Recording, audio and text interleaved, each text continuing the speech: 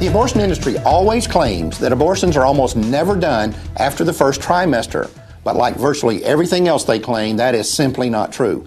Joining me now to shed some light on this issue is life dynamics researcher Mona Passignano. Welcome, Mona. Hello.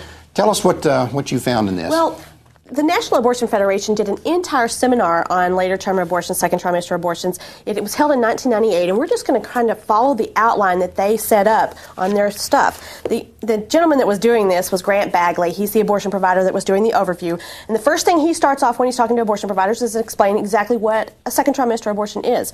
He says it's anything beyond 12 to 13 weeks and up to 24 to 27 weeks. He calls that the gray zone. In other words, they can't quite pinpoint it. That is viable. Those babies are viable at that point.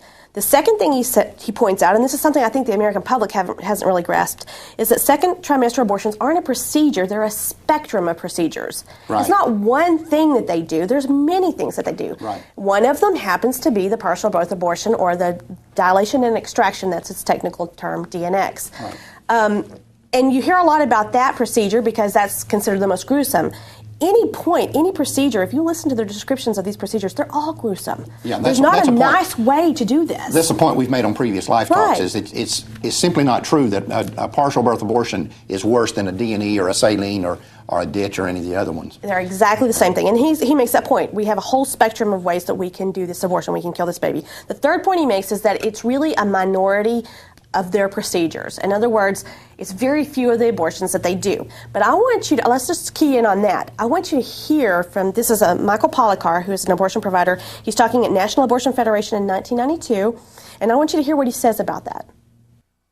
Of the total of 1.6 million abortions done every year, only 10% are done at 13 weeks or more. Okay. Well, see, this is a mind game they play. They say, oh, we only do about 10%. 10% translates to over 150,000 abortions a year on viable age children. Well, at least second trimester abortions. So, and if you want to break that down even further, that is 1 every 3.5 minutes. Right. That is 1 second trimester abortion. So, yeah, it is a minority of their procedures, but they're doing so many. By percentages. Right, by percentage. Right. There's so many that you can't even. At 16 weeks, this is where abortion now becomes more dangerous than childbirth. 16 weeks, there is 1 every 7 minutes in this country. 365. Right. That's astonishing numbers. The next clip comes from the National Abortion Federation. It's from 1995, and you're listening to an infamous abortion provider from Wichita, Kansas, George Tiller. I want you to hear what he says about the late-term abortions.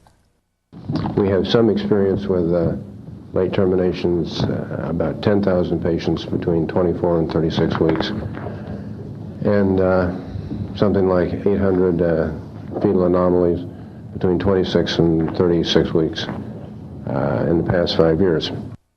Okay, now this guy known as Tiller the Killer is world-renowned, literally, for his late-term abortions. He's done abortions, he's admitting, up to 36 weeks, 10,000 of them, 800 were for fetal anomalies. Right. Out of 10,000 abortions, between 26 and 36 weeks gestation, only 800. Well, that's what he said. And you know what? I want people to understand something about fetal anomaly. Some of these fetal anomalies are terrible. The baby will not survive. But I want you to hear, this is a fetal anomaly that happened back in 1999. It was a flautist, a flute player, and a pianist. They aborted their baby at 26 weeks. You know why? No fingers on the left hand. And they wanted this child to be a concert. And they got their wish. Their baby died. Grant Bagley brings up, he's the guy that does the overview, he brings up a great point. He says, why do we focus on these second trimester, these later abortions? He says it's because they're their most compelling patients. They like those patients because they make the best stories. Right. And I want you to listen, this last set of clips, there's 2 people that are going to talk back to back, but the first person is Dr. Martin Haskell, and he is considered a pioneer of the DNX or the partial birth abortion procedure. Listen to what he says. The second criticism has been that we are really skewing the debate to a very small percentage of women that have fetal anomalies or some other problem that really need the procedure versus the 90% who it's elective, at least through the 20 to 24 week time period. And then as you get on up towards 28 weeks, it becomes closer to 100%. Okay. I mean, he's confirming it. Right. Absolutely. That it's very rare that these abortions are done for any medical reason. Right. They're done because the woman simply doesn't want to be pregnant. That's right. And the most astonishing thing about this clip to me was that he admitted that on abortions at 28 weeks, which is a perfectly viable baby, they're almost 100% elective abortions. They are not abortions for any medical reason. That's what he said. Right. And this is the guy who does them. This is one of the pioneers of this procedure. Right. And the answer is going to come from Catherine Colbert, who is an attorney who always fights these regulations. She is currently, right now, fighting the partial birth abortion ban in our House and our Senate. Her name is Catherine Colbert, and she's going to answer Dr. Haskell, and listen to her answer. Most Americans probably believe that women who are facing pregnancies with fetal anomalies should be entitled to get them at any stage in pregnancy. I think the numbers are up to 75 to 85% of Americans believe that. And that's why we focus the debate on them, because that's our broadest base of support.